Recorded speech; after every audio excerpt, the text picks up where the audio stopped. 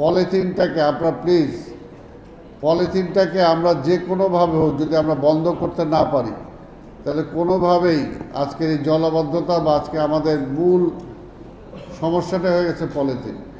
এইটার ব্যাপারে আমাদের একটা আন্দোলন করতে হবে এবং মাননীয় প্রধানমন্ত্রীকে বলবো, সরকার প্রধানকে বলবো এবং আমাদের পরিবেশ মন্ত্রীকে বলবো যে এই বিষয়ে যাতে সরকার স্ট্রংলি কোনো পদক্ষেপ গ্রহণ করার জন্য আমি অনুরোধ করব। আজকের এই পলিথিনগুলো কালকে দেখছেন যে বৃষ্টি হয়েছে, আমি নিজে নিউ মার্কেট থেকে ওইখানে অনেক রাস্তা আমি হেঁটেছি এবং সব জায়গা থেকে পলিথিন কুড়ায় দুই পাশে আমি রাখছি। আমাদের পরিচ্ছন্ন কর্মী তারা কয়েক বস্তা পলিথিন সংগ্রহ করেছে শুধু। এগুলো যখন ড্রেনে যায় তখন এটা তো ড্রেনগুলো বন্ধ হয়ে যায়। তাই কাজে এগুলো যতটুকু আমাদের এখন ঢাকা শহরে যে অবস্থা আছে আমরা ড্রেনগুলোকে পরিষ্কার রাখার চেষ্টা করছি, কাভার ড্রেনগুলোকে পরিষ্কার রাখার চেষ্টা করছি। এর মধ্যে দিয়ে বৃষ্টি, আমরা তো আর প্রকৃতির সাথে যুদ্ধ করতে পারবো না। বর্ষা যখন আসবে তখন বর্ষা কিন্তু আমাদেরকে তলিয়ে দেয়, এটা আগে থেকে হয়েছে। তবে আমাদের এটা হলো যে বৃষ্টির যে পানিগুলো যেটা আসবে সেটা যদি দ্রুত সময়ে আমরা সরাতে পারি, সেটার জন্য আমরা মোবাইল পাম্প ব্যবহার করছি। আমরা চেষ্টা করছি গতকালকে বিভিন্ন জায়গায়, ইভেন ঢাকা বিশ্ববিদ্যালয় ছাত্রীদের হলে সেখানেও তারা পানি বন্ধ হয়েছিল।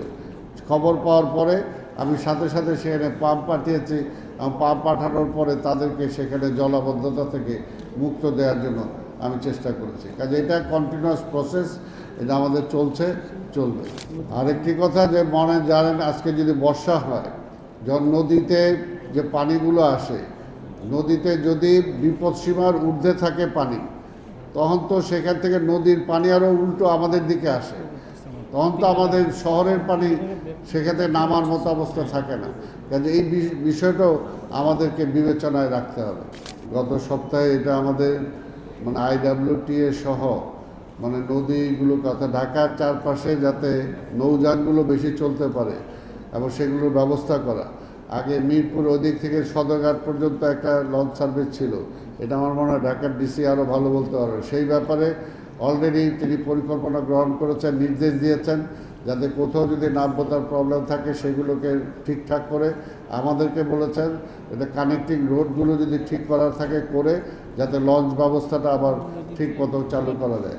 আরেকটা যদি ঢাকা শহরে আপনাদেরকে আমি এর আগেই জানিয়েছি যে 33টা স্পট আছে যেখানে বৃষ্টি হলে পানি জমে যায়, সেই পানিগুলোকে দ্রুত সময় নিষ্কাশনের জন্য আমরা ব্যবস্থা গ্রহণ করেছি। এবং সবচেয়ে বড় কথা যে ঢাকার পানিগুলোকে নিয়ে যেতে হবে আমার বুড়িগঙ্গায় বা শীতলক্ষায়। এর আগে বারবার আমি বলেছি যে এই ওয়ে আউটগুলো আমাদের নাই, এগুলো আরও আমরা বাড়ানোর জন্য চেষ্টা করছি।